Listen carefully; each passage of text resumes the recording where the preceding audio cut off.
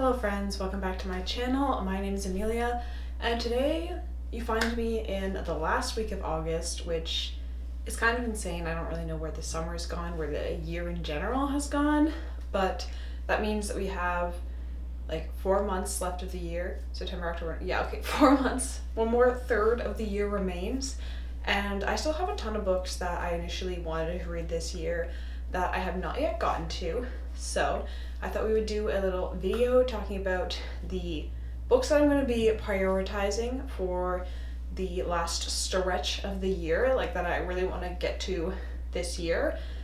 So let's just go ahead and jump right into it. So first up, I really want to finish the Stormlight Archive. We're going to be getting a book 5 at the beginning of December, I believe. I am currently nearly finished Oathbringer. I just have a couple hundred pages left. And then of course I will need to read Rhythm of War before the final book comes out. This is an epic scale fantasy series by Brandon Sanderson that starts out as kind of a bit of a classic good versus evil in terms of we have like the Alethi sort of ringleaded by Dalinar versus the Voidbringers, but we begin to see perhaps cracks in the stark black and whiteness of it all, and that's all I'll say about that, but I'm really enjoying it. It's got strong world building, strong characters, all the stuff I really look for in a book. So I definitely want to finish this up this year so that I can get into some other Sanderson next year. In addition to the books, like the main books of it, one of my friends told me I should read Warbreaker, I think it was, after I finished Oathbringer to kind of break it all up a bit. So I'm planning to do that, so I'm going to add that one to my priority TBR for the end of the year. So we are at 3 books so far. So let's move on to the next, and that is Day of Fallen Night by Samantha Shannon. I read Priory of the Orange Tree last year, I believe it was. It wasn't like the best thing I've ever read. There are definitely some flaws in it, but I enjoyed the overall premise, writing, world building, and my partner bought me the prequel book, and it's been sitting on my shelf for a while now, and honestly that's part of why I just want to go ahead and read it. Is I am trying to read a lot of my physical TBR, a lot of the books on my shelf, before I buy any new books. I've been pretty good recently about not buying books, so that's a win, but I am sort of starting to use the library a bit more again now. The hold system was down for a while, but now it's back, so I can place holds again, but I'm still trying to finish what I have, because I have quite a bit. Honestly, I probably wouldn't finish all the books on my shelf before the end of the year if I only read the books on my shelf. So yeah, I don't know too much about this one other than it's set in the same world and it's set earlier. We have, what do we have?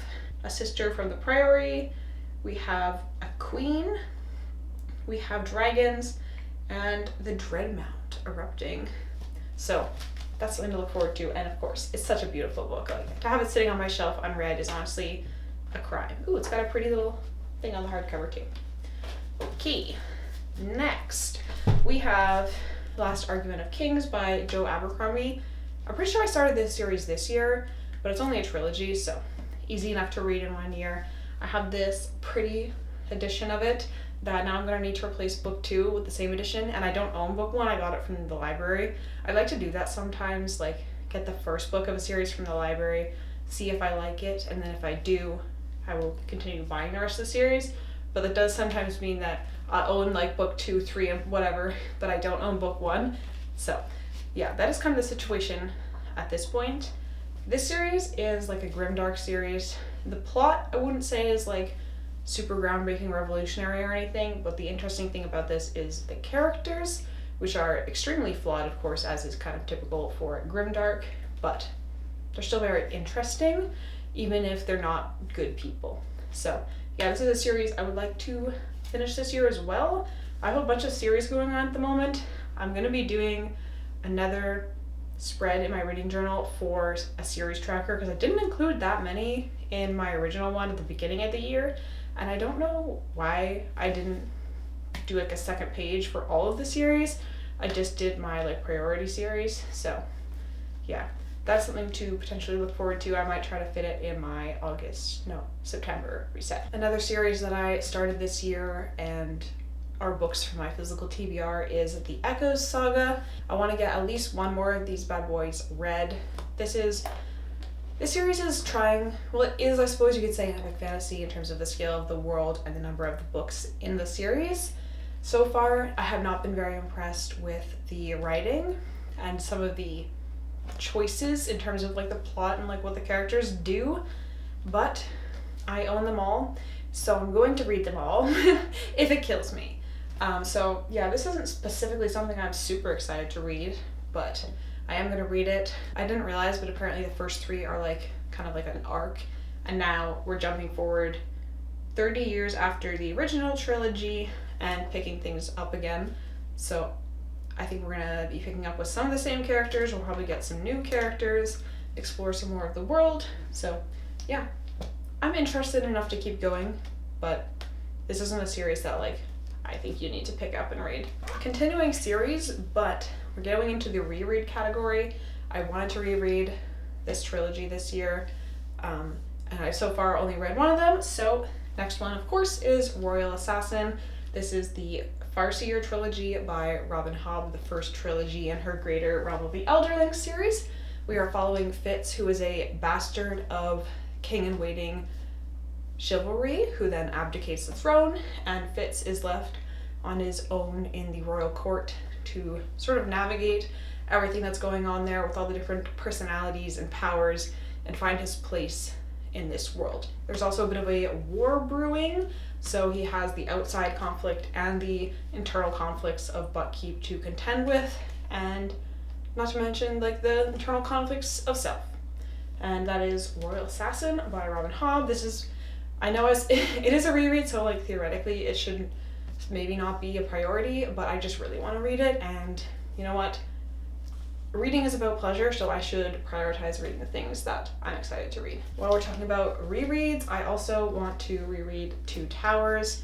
Of course, this is the second book in Lord of the Rings. You all know, I don't need to tell you what Lord of the Rings is, but I got these editions last year, and I really want to read them because I haven't read from these copies yet. So I don't know how you guys count it if you have more than one edition of a book, or if you have gotten rid of an old edition and got a new one. Do you count it as read or unread? Because I've read Two Towers, I just haven't read this Two Towers. But I started my reread of Lord of the Rings. Did I start it this year or last year? I don't even know, but I read Fellowship, I think it was last year. So we are pretty late to continuing on the series, but I'm very excited to continue this. All right, then we have something a little bit different. We have Never Whistle at Night. This is an Indigenous dark fiction anthology, and honestly, the thing that drew me to this was, of course, the cover. This art is beautiful, very eye-catching, very different from a lot of the stuff I have on my shelf. Some fantasy covers maybe are a little bit boring, but I was kind of thinking of doing a bit of like a horror-y video as we go into the autumn season and spooky season. So this is something that I'm looking forward to reading, and I'm also trying to, a lot of fantasy tends to be, I have a good collection of women in here actually, well actually, only 2. It tends to be a lot of white men, so I think it's always good to pick up books by other authors to get different perspectives and different voices, and this I think will be an interesting collection. Kind of in like a similar vein, I have Moon of the Crusted Snow. I don't know if this is specifically horror, but it's a little bit, it says it's chilling, and it also is compared to The Road and The Marrow Thieves. I haven't read The Marrow Thieves, but I have read The Road. This is, I guess it's like a post-apocalyptic type of vibe, but set up north at an indigenous reservation. Let's see, what does it say? It's an Anishinaabe community, cut off from power and communication with no foreseeable resolution. Only very few residents truly realize the community's shortcomings. And yeah, that seems like something that I could probably read in a bit of like a spooky video, even if it's not specifically like the type of horror that like most horror books are. I feel like it's going to be a little bit more psychological maybe, perhaps. I'm not exactly sure. We shall see. But again, non-white author. All right, and then there are a couple new releases that I want to read other than Stormlight 5. We also have Bloodsworn Book 3 coming out later this year. I think it comes out in November. It might even come out in October. I don't know. I think I've already pre-ordered it, so we will get it as soon as it is available, pretty much. That one is a sort of Norse-inspired fantasy series where the old gods are waking up again, shall we say, and we have different groups of characters who are dealing with like their own problems, but they're also related back to the main conflict, of course. And I'm really enjoying it. It's very action-packed, and I think the overall writing, plot, structure, all that kind of stuff is much improved over his Faithful and the Fallen series, which I am also partway through, but is not a priority for this year. After that, the final book in The Last King of Osten Ard is going to be coming out in November. This is one that I really thought was coming out last November, but didn't, because I can't read apparently, but it is going to come out this November. I freaking hope. Anyway, I'm going to be severely disappointed if it does not, but that is a series that I read. It might have even been 2 years ago now, so I might need to reread like a summary or something to remember everything that's going on.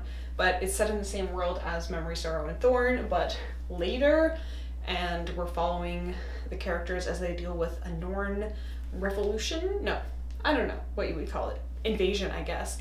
And trying to, yeah, I don't really remember what happens in book 1 versus the other books, so I don't want to say too many spoilers, but it's called Navigator's Children by Chad Williams, and I will be picking that up as soon as I can get my hands on it. Alright, then I just have a couple more miscellaneous books. So one thing I really want to read is The Starless Sea. This is by the same author who wrote The Night Circus, which I really enjoyed. I understand that Starless Sea is supposed to be like slightly different, but like also still heavy on the vibes and atmosphere, so I really want to give that a try.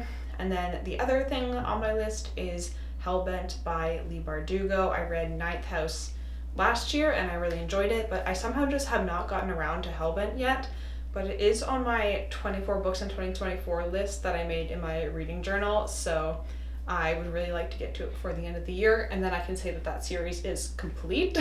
I love so many open-ended series floating around that when something is a duology, I should just finish it so that I can be like, okay, that series is done. I can't decide if I want to buy the book or not, though. That's the real problem. Or what edition to buy, because there's a red one and there's a silver one, and I feel like I like the red one, but they're also hardbacks, and my Ninth House copy is paperback. You see the problem? Such first world problems, but you know. But yeah, this is most of my priority TBR for the end of the year. I think that I could theoretically read all the books that I've listed in the next 4 months. I don't think that's too crazy to say, but I am not very good at sticking to TBRs. I tend to deviate, wander a little bit, pick up random books, and I already know I'm partway through one book and I have another from the library that are not on my priority TBR, so we shall see how this goes, but I think that it's reasonable to say that I could read all of these plus a few deviations by the end of the year. But who knows, you know? We shall see, and if I do, good. If I don't, it's not like they're going anywhere. I can just read them next year. But that is all that I have time for today, so thank you so much for watching. Let me know in the comments what you really want to read before the end of the year, and I will see you next time.